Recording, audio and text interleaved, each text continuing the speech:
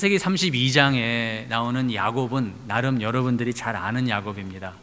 아마 한국교회 같으면은 야곱의 이 기도에 있어서 창세기 32장에 나오는 야곱의 기도를 어쩌면 좀 모범화 한 모습도 있지 않은가 싶습니다. 무슨 얘기냐면 이 창세기 32장에 나오는 야곱의 기도는 철야 기도인 거예요. 밤새도록 이 씨름하는 기도입니다. 근데 우리 민족성에 있어서 그런지 모르겠는데 우리는 이 철야 기도, 씨름하는 기도에 대한 나름 이 호감이 있어요. 그리고 더 놀라운 것은 뭐냐면 여기서 하나님께서 야곱에게 야 내가 졌다, 네가 이겼다. 하나님께서 야곱에게 밤새도록 씨름하시고 나서 하신 말씀이 야곱아, 네가 이 정도로 했을 때 네가 이겼다라고 말씀하시면서 더 이상 내 이름을 야곱이라고 하지 말고 이스라엘이라 칭하라 라고 말씀하신 거 보면서 나름 우리는 이 야곱의 32장의 모습을 좀 우상화하지 않았는가 싶습니다. 저는 여러분 아시겠지만 14살 때 미국에 왔고 그러다 보니까 2세들한테도 너는 1세라고 배척당하고 1세들에게는 너는 2세야라고 배척당하는 아주 나름 쓸쓸한 1.5세로 있는데 그러다 보니까 저는 뭐 고등학교, 대학교 그리고 이제 직장생활 5년 후에 신학교 다 미국에서 해서 약간의 한국적인 영성은 저에게서는 없는 것 같긴 해요. 그렇죠?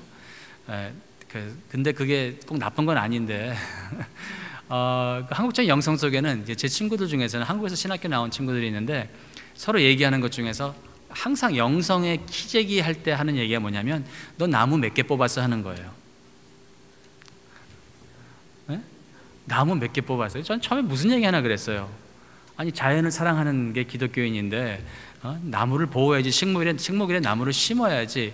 근데 그들이 하는 얘기가 이 웬만한 신학생이면, 웬만한 목회자로서의 부르심이 있으면 야산에 올라가 갖고는 나무 뿌리를 붙잡고 밤새도록 주여 하면서 이 뽑아내야 되는 그 야곱의 기도를 해야지만 영성을 쌓는다라는 그러한 내용을 제 친구들이 나누는 것을 보면서 이 한국 교회의 이 영성은 어쩌면 내가 따라갈 수 없는, 흉내낼 수 없는 것이 아닌가 저는 위축되기도 하는 때가 한동안 있었습니다.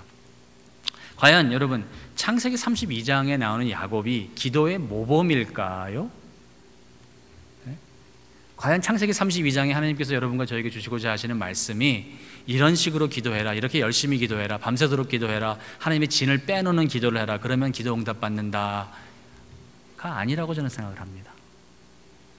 사실 기도하면 기독교인들보다 더 기도 열심히 하는 게 이슬람이 아닌가 생각을 해보고 불교가 아닌가 생각을 해보고 그 절에 가서 왜 그 부처를 또 스님을 만나기 전에 해야 되는 그 기도, 정말 뭐 합장이라고 하나요? 하는 그런 그 기도가 다른 종교에 보면 기독교 뺨치게 열심히 있습니다. 단순히 오늘 본문에서, 성경에서 여러분과 저에게 주시고자 하는 하나님의 뜻이 열심히 기도하는 모습에 감동된 하나님이 축복하실 것이니까 무슨 일을 당하거든, 야복강을 건너는 힘든 일, 너의 삶 속에 에서 같은 두려운 적을 만나서 두려운 불확실한 미래를 만나거든 방법이 있는데 밤새도록 기도하고 하나님의 진을 빼도록 기도하고 열심히 기도하면 하나님이 너에게 축복을 하시리라. 아니라고 저는 생각을 합니다. 저는 이 본문을 통해서 하나님께서 크게 우리가 이 본문이 속한 하나님께서 창세기서부터 계시록까지 하나님께서 이루어가시는 그 구속사역의 은총 속에서 오늘 본문에서 보여주시는 것은 야곱의 열심이 아니라 하나님의 열심이라고 저는 봅니다. 오늘 본문에 나오는 주인공은, 오늘 본문에 나오는 영웅은 열심히 기도하는 야곱이 아니라 열심히 야곱과 씨름하시는 하나님이 오늘 본문의 주인공이라고 저는 생각을 합니다. 그리고 제가 바람이 있다면 오늘 여러분과 저도 예배를 드리고 우리의 사역지로, 우리의 가정으로 사역지로 내려가기 전에 이 씨름하시는 하나님이 얼마나 중요한지, 그리고 여러분의 삶 속에서 지금 하나님께서 지금 얼마나 씨름하시고 계신지, 다시 말해서 지금 여러분들이 기도하는데 이루어지지 않는 일들이 사실은 하나님과 씨름하고 있다는 사실을 깨달았으면 좋겠다는 거예요. 여러분이 원하는 것이 있는데 바로 되지 않습니다. 그것 때문에 노심초사합니다. 고전분투합니다. 건강을 뺏어가셨습니까? 재정을 뺏어가셨습니까? 관계를 뺏어가셨습니까? 아니면 여러분의 어떠한 스테러스를 뺏어가셨습니까? 여러분, 지금 이 시점에 여러분이 없는 것 때문에, 부족한 것 때문에, 불확실한 미래 때문에, 힘든 것 때문에 여러분이 하나님을 찾고 하나님과 씨름하시고 계시다면, 여러분 씨름한 후에 얻는 결과가 중요한 것보다는 여러분이 지금 하나님과 땀 흘려 씨름하고 있다는 그 자체가 얼마나 축복인지 모르시는 거예요. 제가 바람이 있다면 오늘 오후에 여러분이 여러분의 사역지로, 여러분의 삶터로, 여러분의 쉼터로 내려가실 때 이 씨름하시는 하나님과 동행하시는 축복이 있었으면 좋겠다 싶습니다. 자, 그러면 왜 하나님의 모습을 여러 가지로 보여주실 수 있는데, 하나님 때로는 구름 기둥으로, 불 기둥으로, 하나님은 때로는 그 영광의 모습으로, 하나님은 정말 여러 가지 모습으로, 바람으로, 또 지진으로, 불로 나타나실 수 있는데, 왜 오늘 특별히 창세기 32장에서는 하나님께서는 왜 씨름하시는 분으로 나타나실까에 대해서 우리가 대답을 하는 게 중요한데, 여러 가지 대답이 있는데 저는 적어도 요 세 가지만 드리고 오늘 말씀을 마치려고 합니다. 첫 번째는 뭐냐면, 창세기 32장에 보시면은 22절에 밤에 일어나 두 아내와 두 여종과 11 아들을 인도하여 야복 나루를 건널세. 강을 두고 이제 아내와 여종과 11 아들과 그것에 속한, 23절에 보니까 소유까지도 다 건네면서 24절에 보시면 야곱은 홀로 남는다라는 표현이 있습니다. 사실 여기서 중요한 것이 야곱이 단순히 하나님을 만나는 것이 아니라 사랑하는 아내와 자식들과 소유와 지금 강이라는 것을 두고 결별된 상황 속에서 하나님이 야곱이 홀로 남은 상태 속에서 찾아오시고 야곱과 씨름을 하신다는 것은 저는 중요한 포인트라고 생각을 합니다. 그것이 무엇이냐면, 씨름하시는 하나님은 여러분과 저를 개별적으로 우리의 개인의 시간에 만나시기를 원하시는 하나님이라는 것입니다. 여러분, 이게 굉장히 중요해요. 저는 혼자서 하나님과 씨름하지 않는 사람들을 많이 만나봤어요. 특별히 제가 보스턴에서 사역할 때는 대학생 1학년으로 올라오는 청년들, 그리고 타 지역에서 있다가 오는 청년들을 만날 때 그 청년들이 외지에서 하나님과 홀로 씨름한 경험이 없는 청년들이 때로는 신앙의 겉모습도 훌훌 버리는 것을 저는 경험을 많이 해봤습니다. 가끔 자주 부모님으로부터 전화를 받습니다. 이 목사님이세요? 아, 네, 그렇습니다. 저는 어느 대학교 다니는 어느 누구의 어머니입니다. 엄마입니다. 아, 예, 반갑습니다. 어쩐 일로? 사실 어쩐 일로 물어보지만 제 마음은 쿵탕쿵탕합니다. 아, 이거 내가 이 느낌 뭐지? 느낌 아는데 하면서 제가 전화를 받는데, 예, 사실은요, 목사님, 우리 아이가 요즘 교회를 잘 안 다니는 것 같은데, 근데 많은 경우에는 사실 아주 생소한 아이의 이름, 한 번은 어느 학교에 다니는 학생인데 우리 교회 출석한다고 그래갖고 제가 출석부를 다 뒤져보고 그 학교에 있는 학생 대표한테도 물어봤는데, 알고 보니까 그 학생은 성적이 안 돼갖고는 정학당하고는 집에서 학비 대라고 넣어준 은행 잔고를 다 빼갖고는 종적을 감춘 아이인데, 부모님에게는 보스턴에 있으면은 어느 교회 다닌다고 얘기를 해갖고 아주 그냥 발칵 뒤집힌 적도 있었는데, 많은 경우에 부모님들이 하시는 얘기가, 우리 아이가 우리 교회 다닐 때는 신앙생활 정말 좋았는데 중고등부에서 사양대도 하고, 중고등부에서 주일학교 교사도 하고, 단기 수련회도 다녀오고, 단기 선교도 다녀오고, 정말 신앙생활 좋았던 애가 보시던 것 같고 교회도 안 나가고 그런 것 같아요. 어쩌면 좋죠? 신앙을 잃어버린 것 같아요. 근데 10중 8구는 신앙을 걔가 잃어버린 게 아니라 걔는 처음서부터 신앙이 없었던 애들이에요.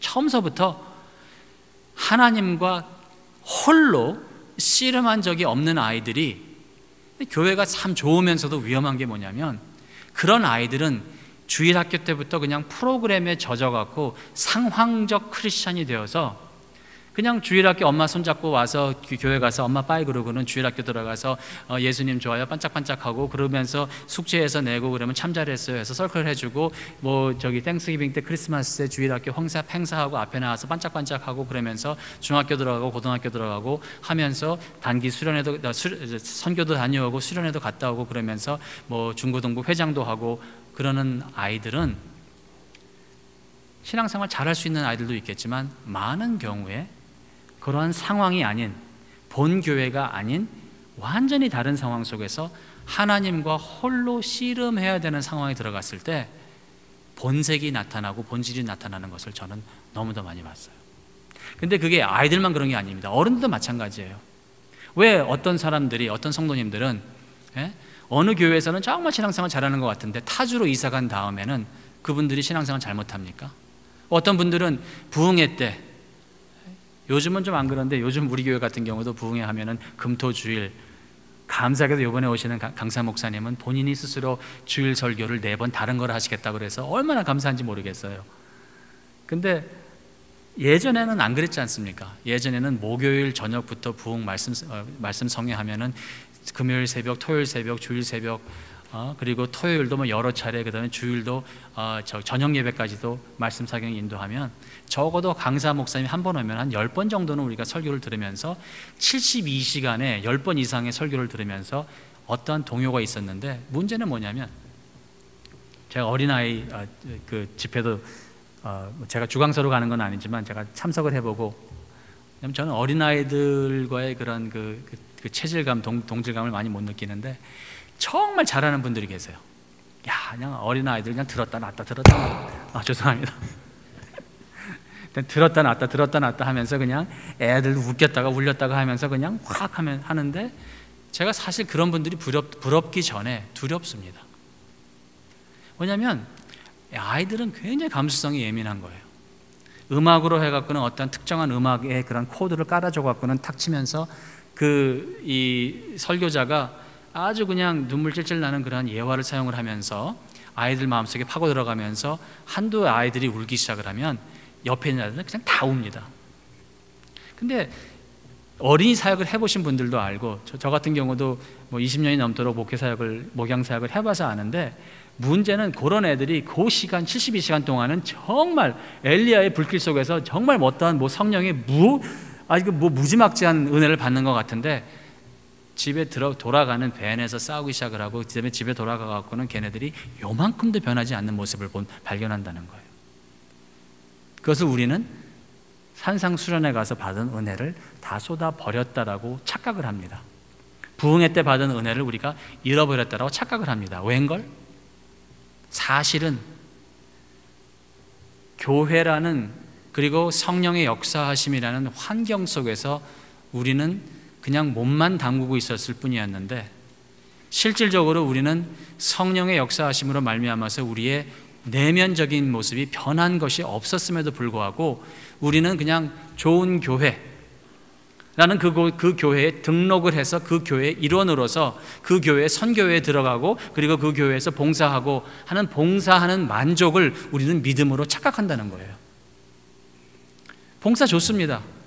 그리고 봉사할 때 우리의 신앙이 자라는 거 확실합니다. 하지만 여러분과 제가 만일 하나님과 혼자 씨름하는 시간이 없다면 하나님과 혼자 씨름하는 것이 오히려 어색하고 두렵다든지 하나님의 말씀과 내가 혼자 있으면서 하나님의 생각과 나의 생각이 충돌하는 그 어떠한 시간이 없다면 왜? 씨름하신다는 하나님은 씨름은 춤추는 것과 다릅니다. 춤추는 것은 서로 호흡이 맞아가면서 서로 같은 방향으로 움직여야 됩니다. 제가 아는 바 그냥 논리적으로 말하자면.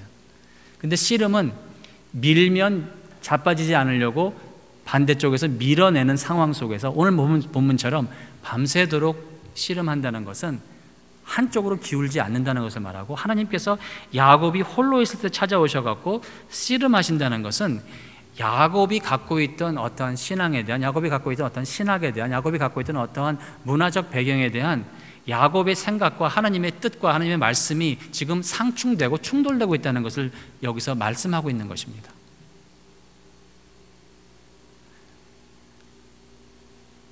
하나님을 만났습니까? 라는 질문에 있어서 여러분은 어떻게 대답하십니까?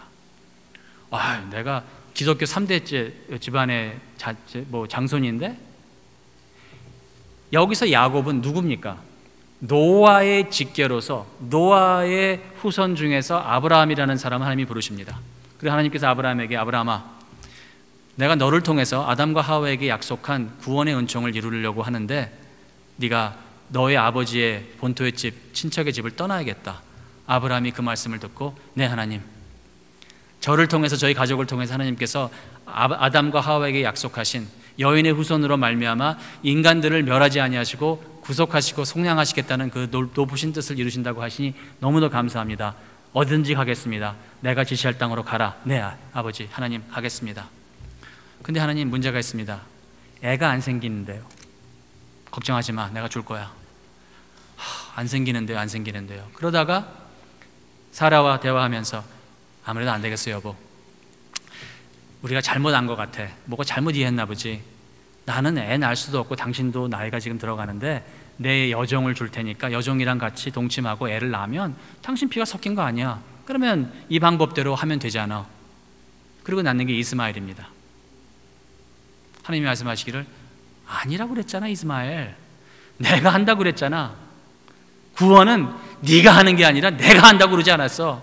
내가 이루겠다고 하지 않았어라고 말씀하시면서, 낳을 수 없는 여자로서 남자로서 그 나이에 임신할 수 없는 상황 속에서 하나님께서 보란듯이 이삭을 주십니다. 아브라함 시대에는 아브라함이 그 구속사역의 그 은총을 이어가는 사람이고, 그리고 이삭의 시대는 이스마엘이 아니라 이삭이 이제는 그 구속사역을 연결해 나가는 부르심이 있는 사람입니다. 대단한 거예요. 노아부터 몇 대째 내려오는지 몰라요. 신앙의 가정으로서 아브라함으로부터 벌써 이삭까지 내려오고, 그리고 이삭도 애가 없었는데 기도를 합니다. 하나님, 애가 있어야 뭐가 되지 않습니까? 애를 주시는데 하나를 주시는 게 아니라 둘을 주십니다. 속에서 치고받고 싸우고 하는데 또 기도합니다. 하나님, 이게 뭘까요? 하나님이 구속사역적인 계시를 주십니다.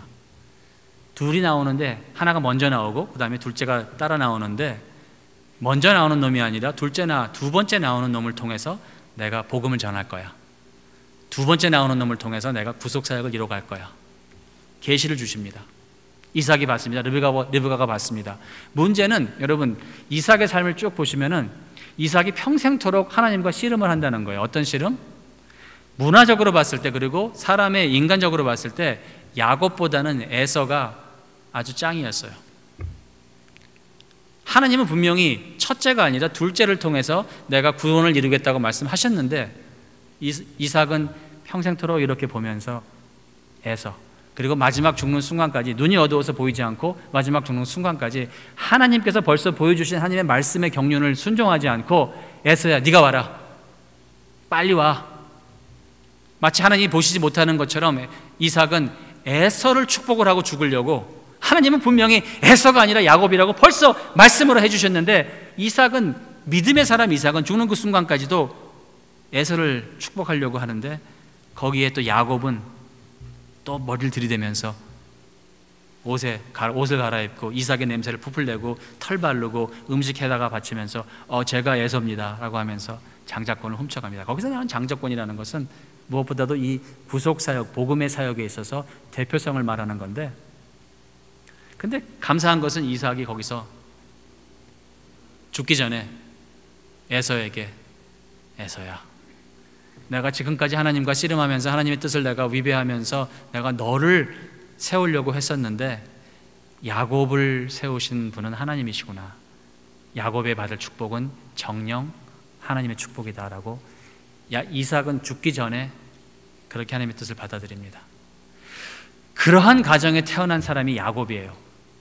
다시 말하면 여러분과 저처럼 그저 한국 기독교 100년 정도 넘는 그런 상황 속에서 우리가 나는 이런 사람이라고 얘기하기 전에 야곱을 보면, 야곱은 정말 뿌리 깊은, 뼈대 깊은 기독교 집안에서 자란 사람이 야곱인데, 문제는 야곱이 오늘 이 시점까지 오기 전까지는 환경적 휩쓸리는 신앙인으로밖에 보이지 않는다는 거예요.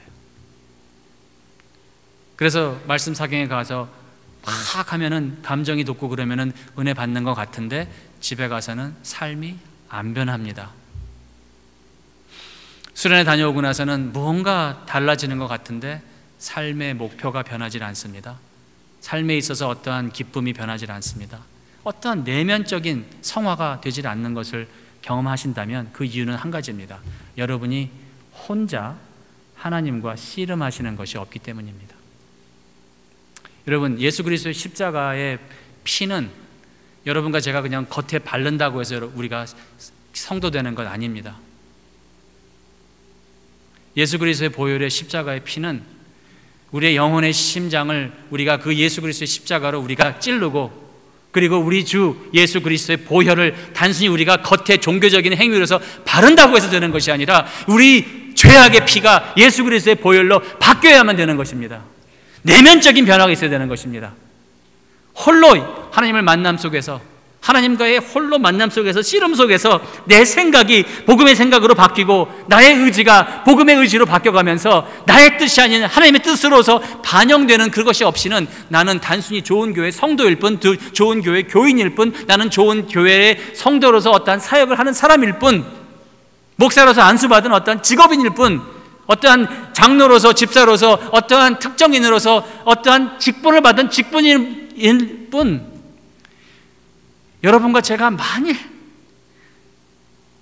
혼자만의 고독한 시간 속에서 모든 것을 다 내려놓고 아무도 보지 않는 그 나의 기도의 옷장 안에 들어가서 하나님의 생각과 하나님의 말씀과 십자가의 그 모든 조건들이 나의 삶의 전체를 뒤집어 놓지 않고 예수 그리스도의 십자가가 나의 영혼의 심장을 찢어서 들어와서 예수 그리스도의 보혈로서 내 심장의 보혈이, 내 심장의 피가 바뀌지 않는다면 우리는 단순히 예수 그리스도의 피를 겉에 바른 기독교 종교인일 수밖에 없다는 것입니다.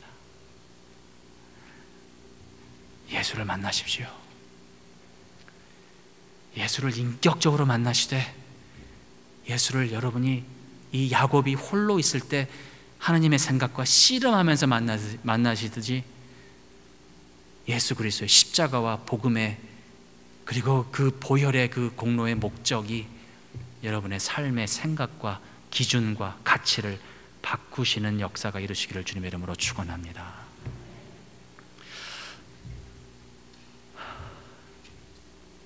씨름하시는 하나님은, 홀로 야곱과 씨름하시는 하나님은 오늘도 여러분 개개인을 여러분의 개개인의 삶 속에서 만나시기를 원하시는 하나님이십니다.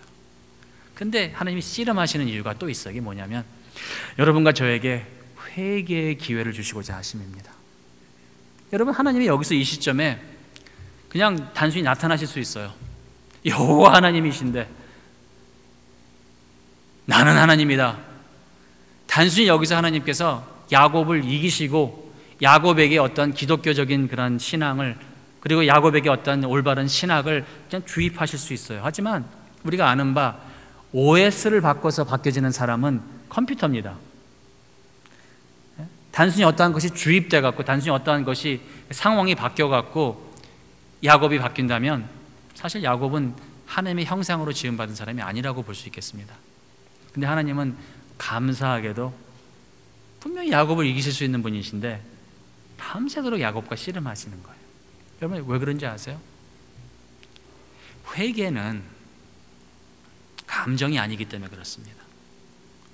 회개는 하늘로부터 내려오는 어떠한 신비스러운 체험이 아니기 때문에 그렇습니다. 회개는 하나님의 말씀을 내가 갖고 붙잡고 씨름하면서 나의 고정관념이 그 말씀 안에서 씨름 속에서 비틀어지고 깨어지면서 나의 말씀이, 나의 생각이, 나의 생각이, 나의 고정관념이 하나님의 말씀으로 말미암아서 변화되는 것이 회개입니다.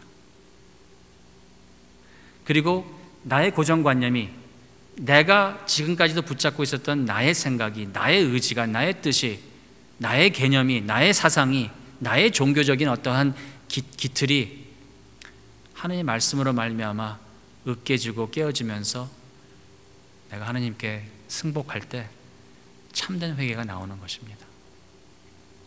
많은 사람들은 죄책감을 회개라고 착각을 합니다.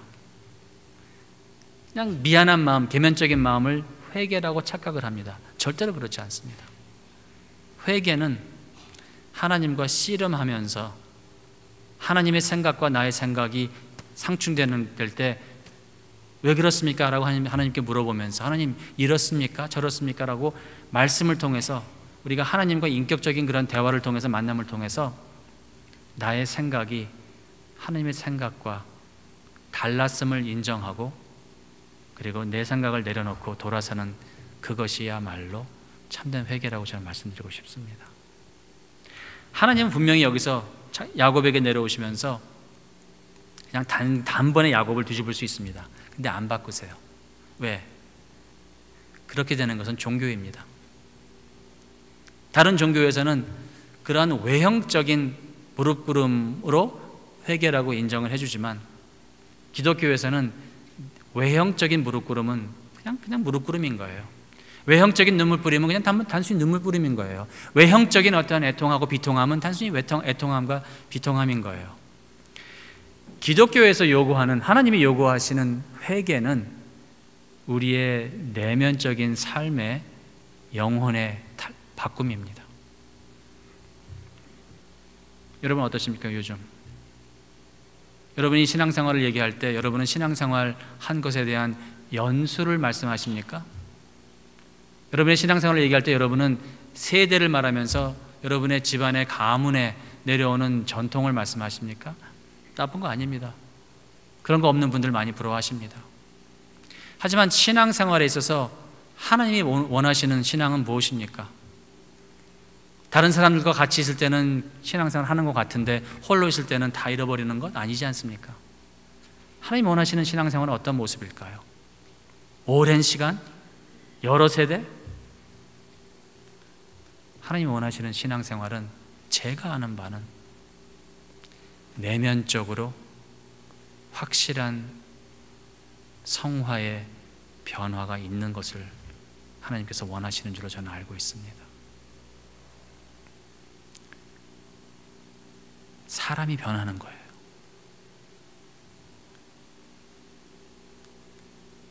할 수 없었던,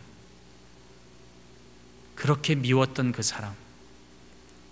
사람을 단순히 용납하는 정도가 아니라 사랑으로 그 사람의 축복을 진정하게 구할 수 있는 그러한 믿음으로 변화되는 것이야말로 진정한 회개입니다.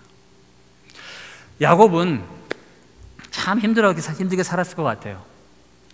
그리고 하나님께서 야곱과 씨름하시면서 보여주시는 건 뭐냐면 야곱의 생각을 바꿔놓으시면서 야곱을 하금 회개하게 하시는데, 여러분 생각해 보세요. 야곱 태어날 때부터 주위에 있는 사람들이 얘기하기가, 야 네가 두 번째 나왔어. 그리고 하나님께서 선지자를 통해서 주신 말씀이 뭐냐면 두 번째 나온 네가 언약의 그 하나님의 구속 사역의 대표성을 가지고 이 시대를 이끌어 간대. 근데 아버지는 형을 더 좋아합니다. 아버지는 에서를 부를 때 그 아버지의 눈은 보름달 반달 눈으로 돼가면서 목소리도 부드러워지는데 야곱을 부를 때는 까칠한 목소리로 변하시는 그 아버지 이삭.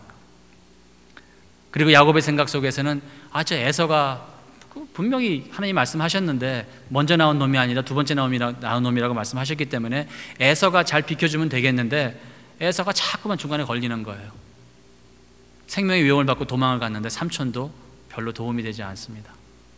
그러니까 야곱은 어렸을 때부터 자꾸만 그 하나님의 뜻이 나의 삶 속에서 이루어져야 되는 그런 어떤 소명감이 있는데 하나님께서는 더디하심을 보고 야곱은 자꾸만 그것을 본인의 힘으로 이루려고 그래요. 사실 아브라함이 이삭을 바칠 때도 하나님 어떻게 하셨어요? 아브라함이 손을 들어서 이삭을 치려고 했을 때도 하나님께서는 아브라함아 아브라함아 하면서 멈추셨던 하나님이신데, 이삭이 에서를 부른다고 해서 야곱이 할 일이 그러면은 에서 몰래 머리를 들이대면서 내가 축복받겠습니다가 말이 됩니까? 절대로 아닙니다. 근데 야곱은 하나님이 분명히 야곱에게 주신 약속이 있는데 그것을 하나님이 안 이루시니까 참다 못해, 기다리다 못해 그건 내가 해야지 그러고는 야곱은 그 축복을 본인이 스스로 택하려고 한다는 어리석음이 있다는 것입니다. 여러분 신앙생활도 그렇게 하시는 분들이 있어요. 굉장히 임페이션트하게 기다림이 없이 이해는 돼요. 요즘 시대가 뭐 1분이면은 짜파게티도 나오고 몇십 초면은 식사도 나오고 서로 대화 지구 반대편에 있어도 그냥 저기 카톡 놀리면은 한밤중에도 카톡 그러면서 그냥 우리에게 대화가 나오기 때문에 여러분 같은 경우도 요즘 시대 어른들도 집중력이 떨어지고 아이들 집중력 떨어지는 건 문제가 아니고 요즘 시대 신학교에서 하는 얘기가 설교 30분 하면은 목회 망친다라고 얘기하는 정도가 나올 정도로 예전처럼 40분 45분 이 집중할 수 있는 힘도 잃어버리는 시대가 요즘 시대예요. 왜? 워낙 이 스마트폰 이러한 것들이 우리의 몸속에서 계속해서 빨리빨리 즉흥적으로 빨리 하라는 그런 것에 익숙해 있다 보니까 이러한 야곱은 무슨 생각을 했겠어요?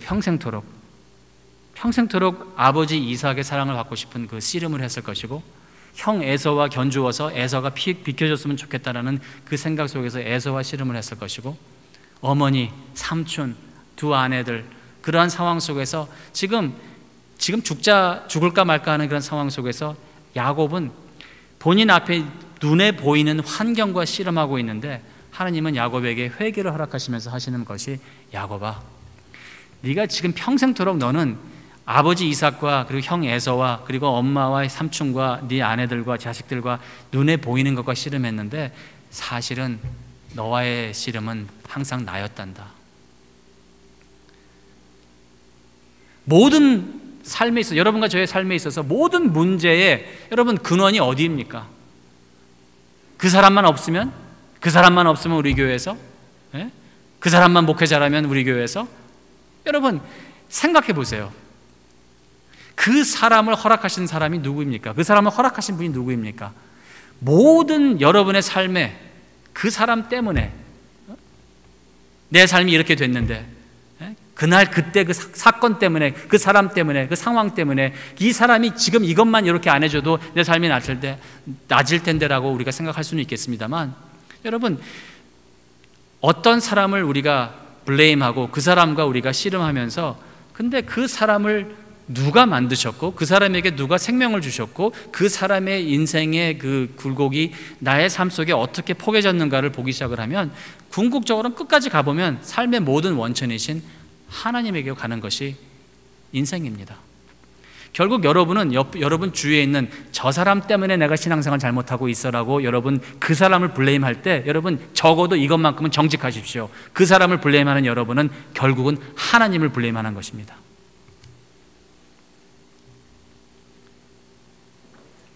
적어도 그것만큼은 정직하자는 거예요. 저 사람과의 나의 씨름이 아니라는 거예요. 인생에 있어서 우리 모두의 씨름은 궁극적으로 하나님과의 씨름입니다. 하나님께서 그 사람을 허락하신 것이고 하나님께서 나를 허락하신 것이고 하나님께서 이 여건을 허락하셨을 때 여러분과 제가 씨름해야 될 대상은 그 사람도 아니고 환경도 아니고 조건도 아니고 이 상황과 조건 속에서 이 사람을 통해서 나를 통해서 하나님께서는 어떠한 씨름을 하시면서 나에게 무엇을 요구하시는가? 한마디로 회개라는 거예요. 무엇? 하나님의 그 구속사역의 역사하심을 믿지 못하고 야곱처럼 그 구속사역의 사건을 훔치려고 했다든지 에서처럼 하나님의 그 장자권을 내게 뭔데 아니면 이삭처럼 하나님께서 벌써 말씀으로 첫째가 아니라 둘째라고 말씀하신 것을 문화적으로 이건 아닌데 내가 보기에도 에서가 더 홀난데라고 불순종하는 이삭의 씨름에서 오늘 여러분과 저도 분명히 우리 삶 속에서 무엇인가 하나님과 씨름하고 있는 부분이 있다는 것입니다. 그것을 인정하지 않고는 우리의 신앙에 있어서 다음 단계로 넘어갈 수가 없는 거예요. 야복강을 건너가지 못하는 야곱처럼 여러분과 제가 오늘 이 예배를 드리면서 누군가를 블레임하고 누군가를 미워하고 여러분의 지금 현재 삶을 다른 어떠한 상황, 눈에 보이는 것을 블레임하면서 그것만 없었으면, 그 상황만 없었으면, 그때 그 사업만 그렇지 않았으면, 그때 그 동업자만 없었으면, 그때 그 목회자만 없었으면, 그때 그 상황만 없었으면이라고 여러분이 그것만 보고 계시면서 오늘 예배를 들으신다면 예배 드리고 난 후에도 여러분은 변화하지 않습니다. 아직도 그 쓴뿌리가 남아서 여러분은 그 쓴뿌리를 계속 인생에 있어서 여러분 그 쓴맛에 찻잔을 마실 것입니다. 그 사건을 허락하신 하나님과 씨름하셔야 돼요. 그리고 마지막으로 짧게 하겠습니다. 씨름하시는 하나님은 야곱을 구원하시려고 씨름하시는 거예요. 여러분 생각해 보십시다. 야곱이 지금 하나님과 씨름하고 있는데 한국어 성경에는 환도뼈를 치매라고 친다는 것이 사실은 힘을 가하는 표현인데 원어에는, 그리고 영어 성경에는 친다라고 표현하지 않고 만졌다라고 표현합니다. 근데 그게 더 가깝습니다. 하나님께서 환도뼈를 어루만지심에 아니면 만지심에, 터치하심에가 옳습니다. 쳤다는 표현이 아닌 거예요. 그냥 톡 하기만 해도 야곱은 환도뼈가 위골이 되면서 힘줄이 끊어지면서 평생토록 절름발이로 걸어야 되는 상황 속에서 야곱이 뭘 깨닫습니까? 아, 이분이 지금 나랑 씨름할 때 이분이 나를 이기지 못하는 게 아니라 이기지 않는 거구나라고 야곱은 깨닫습니다. 신학적으로 볼 때, 구약의 신학, 창세기의 신학을 볼 때 하나님께서 그러면서 새벽이 되고 해가 뜰 때 야곱 보고 야, 이젠 내가 가는 게 너한테 좋아. 왜? 예전의 구약에서는 하나님의 얼굴을 보고 사는 사람이 없었습니다. 해가 뜨기 전까지는 하나님의 얼굴을 제대로 보지 못했다는 신학으로 나가는 건데, 그렇다면 그래서 해가 뜰 때 야곱이 하나님의 얼굴을 보게 되면 야곱은 바로 죽습니다. 그러니까 하나님께서 하시는 말씀이 야곱아, 이제 그만 됐다. 나 갈게. 근데 야곱이 깨달은 게 있어요. 하나님이 잠깐 만지시기만 해도 이 환도뼈에서 위골이 생기면서 자기가 더 이상은 걷지 못하는 내면적인 변화를 느낀 거예요. 그 전까지는 야곱이 하나님을 붙잡았던 이유가, 그 전까지는 야곱이 밤새도록 철야했던 이유가, 그 전까지는 야곱이 밤새도록 나무 뿌리를 당기면서 신앙을 쌓았던 이유가 아버지로부터 사랑을 받기 위함이었습니다. 주여, 아버지로부터 사랑을 받게 하여 주시옵소서. 그 전까지는 철회했던 이유가 주여, 에서 같은 나의 문제를, 나의 삶의 문제를 해결해 주시옵소서라고 밤새도록 기도했던 것이었습니다. 그 전까지 야곱의 철회의 기도는 삼촌으로부터 자유함, 그리고 에서로부터의 자유함, 그리고 아버지의 그러한 그 사랑을 받고자 하는 본인이 원하는 것들을 하나님을 사용해서 얻고자 했던 것이 야곱의 신앙이었는데, 이제는 하나님께서 야곱에게 너 내 얼굴 보면 죽어라고 하는 이 상황 속에서 야곱은 아버지 하나님, 내가 죽어도 좋으니 나는 하나님을 못 놓겠나이다. 그 전까지는 다른 것을 얻고자 하나님을 붙잡았던 야곱이 이제는 모든 것을 잃어도 하나님만 붙잡으면 축복이라 깨달아서 하나님 해 뜨라고 하십시오. 제가 하나님의 얼굴을 보고 죽겠나이다. 브니엘. 근데 놀랍게도 하나님께서는 야곱으로 하여금 내가 하나님의 얼굴을 보고 살았도다라고 이야기할 수 있도록 야곱아, 너는 더 이상 야곱이 아니라 이스라엘이다라고 부르시고 떠나십니다. 그 이유가 뭐죠? 오늘도 여러분과 제가 세상에 있는 모든 것을 다 잃어버릴지라도 하나님을 붙잡을 수 있는 이유가 뭐죠?